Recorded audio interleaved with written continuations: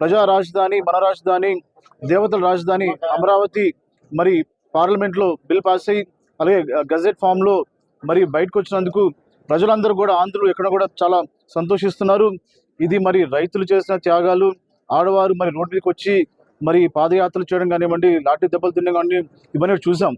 మరి అప్పుడు అమరావతి విషయంలో పాదయాత్ర చేసినప్పుడు నేను అమెరికాలో ఉన్నప్పుడు మరి ఆ వీడియోస్ చూసి చాలా మందికి వారికి కాళ్ళకి చెప్పులు కానీ షూస్ కానీ లేకుండా వారు పాదయాత్ర చేశారు. మరి అప్పుడు మన జిల్లా అధ్యక్షులైన గడ్డి గారితో మాట్లాడి మరి వారి యొక్క సలహా తీసుకొని ఎవరైతే మరి పాదయాత్ర చేస్తున్నారో వారికి షూస్ కూడా పంపించడం జరిగింది.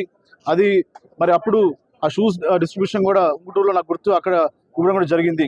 ఇలాగ ఎంతో మంది స్వచ్ఛందంగా ముందుకొచ్చి అటు భూములు కానివ్వండి, లేకపోతే వాళ్ళ ఒంటి మీద బంగారం కానివ్వండి, డబ్బులు కానివ్వండి, ఎన్నో త్యాగాల మధ్యన మరి ఈ యొక్క అమరావతి రాజధాని మనం సంపాదించుకున్నాం. అలాగే మరి ఆనాడు చూస్తే మరి ఎంతో ఒత్తిడిలో అప్పుడు మరి లెజిస్లేటివ్ కౌన్సిల్లో షరీఫ్ గారి మీద ఎంత ఒత్తిడి ఉన్నా మరి ఇదున్నా కూడా ఎప్పుడు మరి ఆయన ఆ రోజున 10 సార్లు కంటే ఎక్కువసారి నమాజ్ చేసుకున్నారు.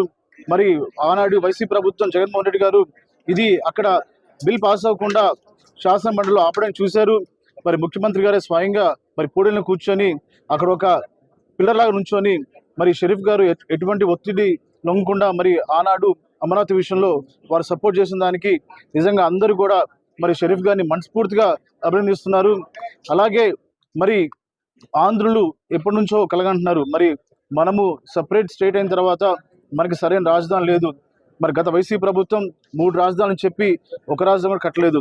మరి ఈనాడు అమరావతి రాజధాని మరి లీగల్ సాంక్టిటీ తెచ్చుకున్న తర్వాత మరి కొత్తగా మావిగన్ అంటారు. నేను లోకేష్ గారు చెప్పినట్టు మాలో మోసం, వీలో విధ్వంసం, గన్ కల్చర్, ఇది మావిగానికి అర్థం. అంతేగాని ప్రజలకి ఏదో మంచి చేద్దామని లేదన్నట్టుగా నేను లోకేష్ గారు చెప్పడం జరిగింది. ఏదైనా కూడా మరి ఆఖరికి ప్రజలు కోరుకుంది, ప్రజలు కలగంది జిల్లాలకి మధ్యలో ఉండాలని చెప్పి అమరావతిని సెలెక్ట్ చేయడం జరిగింది. మరి అన్ని చోట్ల కూడా మరి మన ఆంధ్రప్రదేశ్లో అలాగే బయట దేశాల్లో కూడా ఈ యొక్క అమరావతిని స్వాగతిస్తూ పండుగలు చేసుకుంటున్నారు. మరి మరొకసారి ఎవరైతే ఈ యొక్క త్యాగాల్లో అలాగే ఈ యొక్క ఉద్యమాల్లో పాల్గొన్నారో వారందరూ కూడా నా యొక్క పాదాభివందనం తెలియజేస్తున్నాను. ఈరోజు జంగారగూడ టౌన్లో ఈ యొక్క ప్రోగ్రామ్స్ని ఇంత బాగా సక్సెస్ఫుల్ చేసినటువంటి తెలుగుదేశం, జనసేన, బీజేపీ పార్టీ నాయకులకి, కార్యకర్తలకి అలాగే మీడియా మిత్రులకి అందరూ కూడా నా యొక్క నమస్కారాలు, ధన్యవాదాలు.